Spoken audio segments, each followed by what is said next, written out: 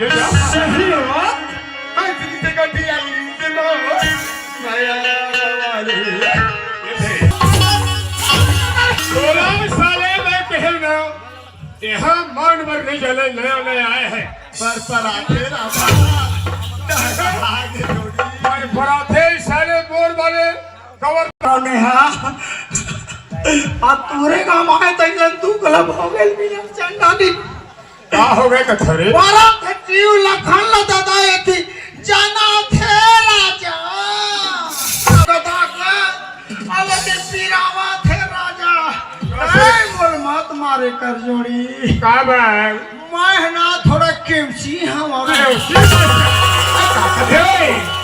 अरे बांधे ताला जो मैं आके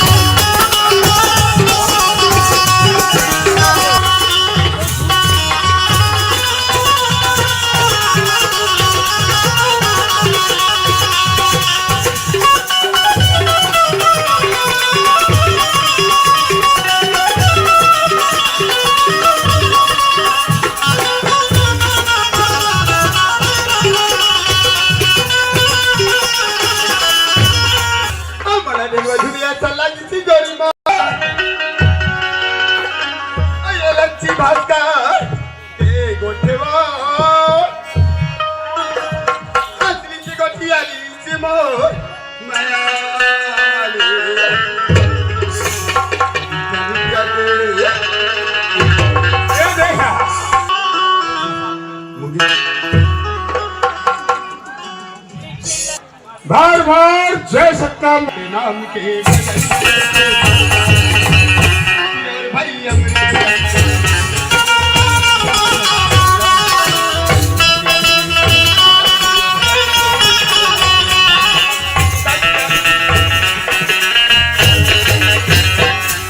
तो तने लता पाएगा मरीला मोरी के धुनी जले बाबा मुझे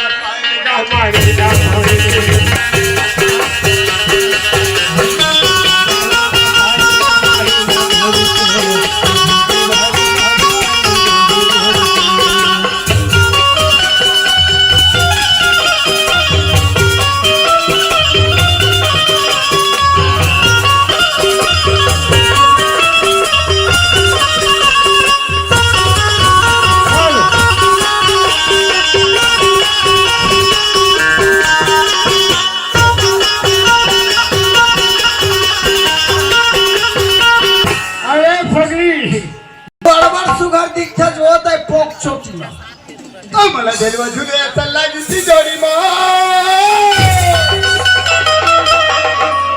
ओए जल्दी वाले मो संधी चौका के गोठे दाई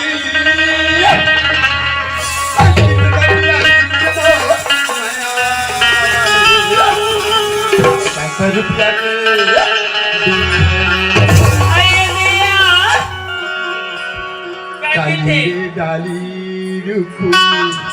वक्र